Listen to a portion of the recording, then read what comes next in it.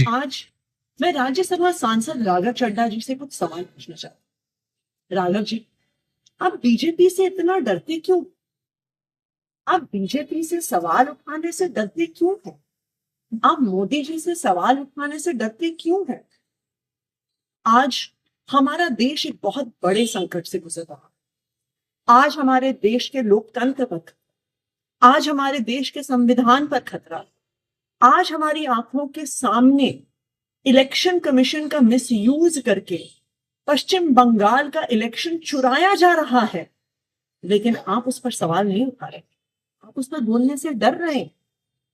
हम सबने देखा किस तरह से दिल्ली में गलत तरीके से वोट काटे गए। बीजेपी के कार्यकर्ताओं ने गलत तरीके से वोट बनाए और बीजेपी इलेक्शन चुरा के ले गई।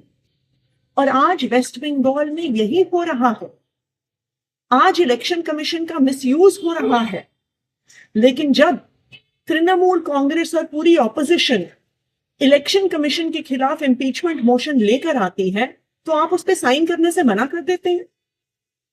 आपने क्या एक बार भी संसद में पश्चिम बंगाल में हो रहे लोकतंत्र पर हमले पर सवाल उठाए? वोटर डिलीशन पर सवाल उठाए? गलत तरीके से बनते हुए वोट पर सवाल उठाए? क्यों नहीं उठाए? क्या बीजेपी से डर रहे हैं? क्या मोदी जी से डर रहे हैं? आज देश के सामने, देश के आम आदमी के सामने सबसे बड़ा संकट एलपीजी गैस सिलेंडर का है। आप तो बड़े आदमी हैं, राज्यसभा के सांसद हैं, हो सकता है आपको दिक्कत ना आती, लेकिन एक आम परिवार, एक छोटे से मकान में रहने वाला, एक कच्ची कॉलोनी में रहने वाला एक गैस सिलेंडर के कनेक्शन के परिवार को आज अपने बच्चों के लिए खाना बनाने में दिक्कत हुई।